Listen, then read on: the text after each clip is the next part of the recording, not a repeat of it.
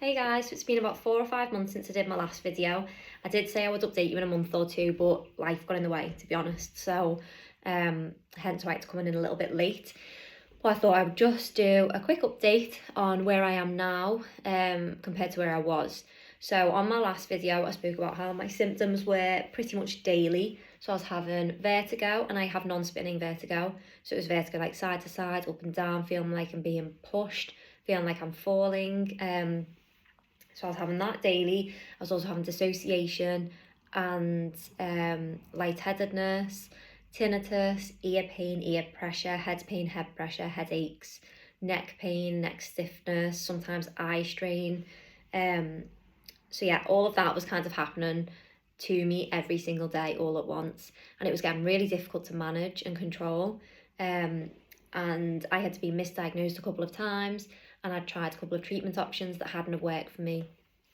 So what has happened since then is I explained all my vitamins that I was on in that video. So I'm still taking all of them, and I also added in a vitamin C. I also started on sertraline a couple of months ago, and my dose doubled. So I'm now on 100 milligrams of sertraline, and that is primarily for my mental health and the 3PD side of my vestibular migraine and 3PD diagnosis. So that really, in my opinion, that helped me mentally to come back down to a level that I could manage these symptoms and manage my mental health relating to them. So sertraline was a massive help for me, because I do think mental health was massively impacting my symptoms and how I was feeling every day. Although it didn't help with the vertigo, dizziness, dissociation, that's not what I'm saying here. I'm not saying that it helped remove the symptoms. I'm saying it helped me cope with the symptoms a lot better. So sertraline definitely helped me a lot. I also was having physio, so hands-on physio, acupuncture, massages every week, and then I went to 2 weekly, and now I'm at monthly physios.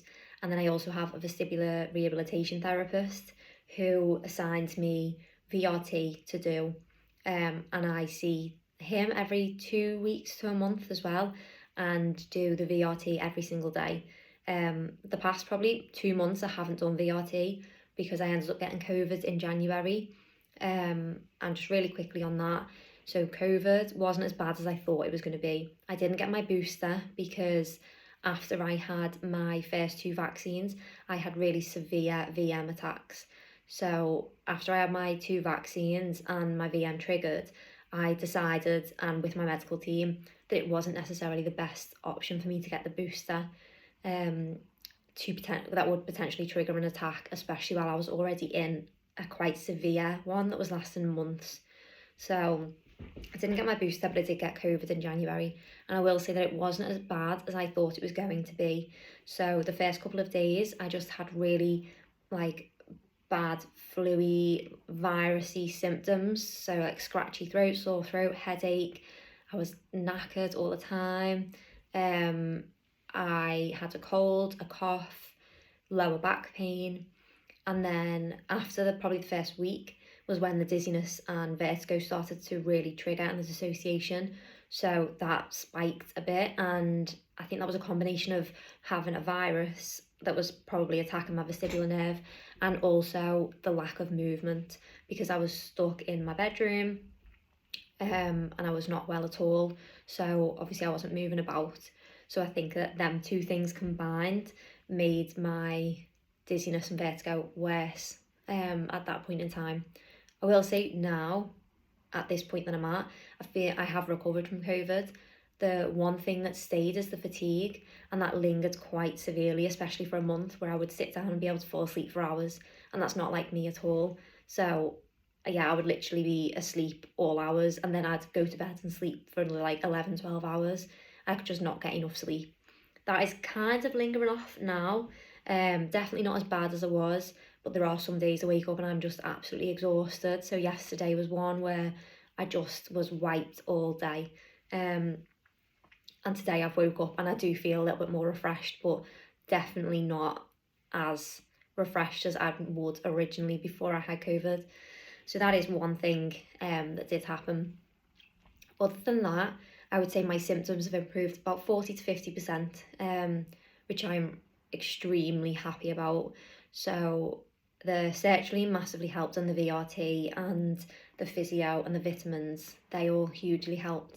I also was having counselling weekly, which was really important, especially with the sertraline, for them to go side to side, and that massively helped me to really like accept the place that I was in and accept the symptoms that I was experiencing.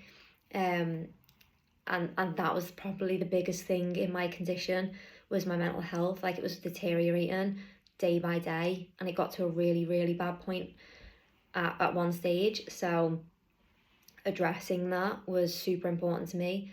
However, I will say I did get like therapy burnout, where I just couldn't handle it anymore. I felt like I was being pulled backwards and forwards between appointments, between like going to see these different consultants who had different opinions and were telling me to try different things. And I was already suffering with my symptoms every day. I couldn't drive, I couldn't work, I couldn't like function as a normal person.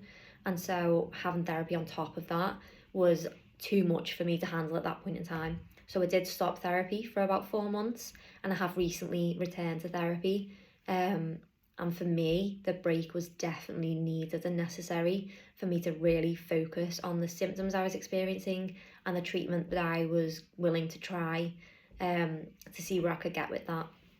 So although therapy is probably one of the biggest things that has helped me, I did definitely need a break from it, also. And then other things that I do as well is, or have been doing, is I go for a walk every day, and I also do exposure therapy in like supermarkets to try and desensitize myself from the feeling that I get when I'm in a supermarket. So I know a lot of people who have VM have experiences of when they're in a supermarket, they feel really dizzy, or they feel like stuff's moving really quickly on the aisles, and they really, really struggle. So definitely doing the exposure therapy in supermarkets really helped me. And another thing that I've been doing is to find a hobby or a focus to be able to take myself away from constantly being in a mindset of being hyper aware of my symptoms and what is happening, what is triggering them. So I found a hobby of, so mental health is really important to me, extremely important to me. And I have an Instagram page that's dedicated to mental health, and I've had it for 2 years. And so I kind of like went off that on that Instagram page, and like kind of tried to morph it into something that I love to do, that could do at home and also continue doing whilst I wasn't necessarily feeling the best. So what I did was set up a business. So it's a mental health business, and I sell jewelry at the minute. So I make all my jewelry, like sit and make my jewelry. And I set a business up called Shop World of Wellness, and set my own website up and Instagram page relating to it all. And that has massively helped me in terms of shifting my focus so that I'm not 24/7 hyper vigilant on my symptoms, because I've kind of come to the understanding that they're always going to be there, and I can't spend my life being so scared of them or fearful of them, or like praying for them to go away, because it may not ever happen. So I really shifted my focus and distracting myself and feeding my energy into something that was productive for me, massively helped. So definitely setting up this little business has been amazing, especially because I can't go back to work yet. Like, I'm not well enough to actually work full time, and so whilst I can't, it's given me a separate focus and a separate like a purpose, a thing to do as well. And it also helps my mental health and other people's mental health, which is super important to me. So they're the main things that I'm doing. One thing that did definitely change, which I can update you on, is I finally gone in to see a neurologist, and he saw on my left optic disc at the top, it wasn't as clear, and that's a sign of benign intracranial hypertension. So because of that, I am now in 3 weeks' time going to get a lumbar puncture and an MRI to either confirm or rule that out. And if that is ruled out, then my neuro consultant is pretty happy to come to a consensus on the diagnosis of vestibular migraine and 3PD. I feel like it's vestibular migraine 3PD, but I am glad that they are doing the tests finally to rule out or confirm other conditions that it could potentially be. One thing I would say, and I do want to say here, is I still don't have symptom-free days. I still have vertigo, dizziness, dissociation, tinnitus is always there. I have a headache every day. Not severe, sometimes quite bad, but most of the time not awful, but it's still there. I still get like the head pain, the head pressure, tinnitus changes, tight neck.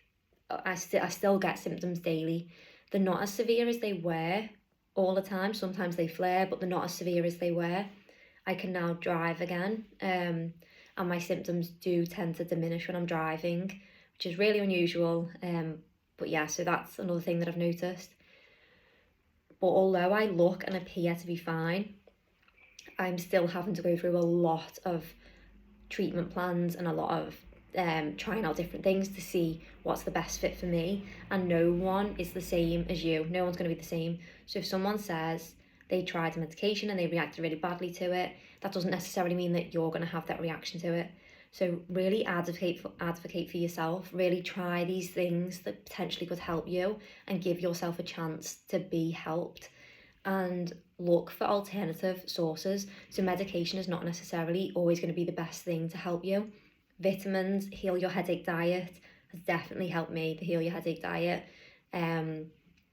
Therapy, physios, like self-work, going on walks, distractions, all of this has massively helped me. So I would say look at other things and really advocate for your needs and your health, because unfortunately no one will do it for you, and you will be looked at to say like, this is, are you sure you've got this? Like, this is how you feel. This is actually what's wrong with you. Like, are you just putting this on? It can't be that bad. People will think these things and say these things, and you need to really advocate for yourself and say, well, this is how I feel. Like, you're not going to invalidate that. Like, you don't know because you're not experiencing it, but push the people who should be helping you and can help you, and don't be afraid to get a second opinion or go somewhere else or ask for treatment options or ask for another test or query the diagnosis. Don't be afraid to do that, because at the end of the day, this is your health and you are valid in what you feel, and you are needed here, and you deserve to be listened to and be helped. So really, really do push that. And if you do have any questions, please let me know. If you want any more information about anything, again, let me know. And I'll hopefully in a couple more months do another update video to let you kind of know where I am, my results of my lumbar puncture and MRI, my new treatment plan from that place, and yeah, see where I'm at. So please don't hesitate to get in touch. You can either get in touch in the comments here or get in touch on Instagram. So my Instagram will be under the business one, which is Shop World of Wellness. So feel free to get in touch through that as well and ask me any questions that you've got, and I'm more than happy to help and tell you what I did and give you some advice if needed. But yeah, so I hope you all have a beautiful spring, and I will check in again shortly.